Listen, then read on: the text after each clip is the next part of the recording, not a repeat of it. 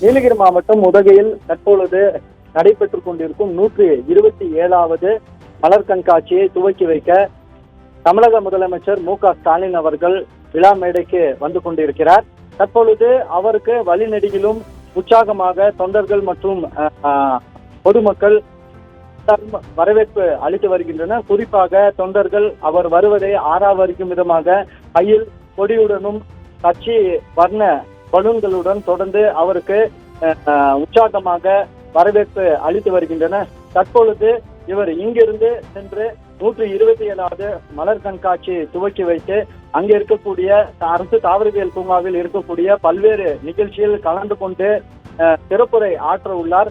மேலும் இன்றும் நாளையும் இவர் தொடர்ந்து இங்கு இருந்து பல்வேறு நிகழ்ச்சிகளை கலந்து கொள்ள உள்ளார்.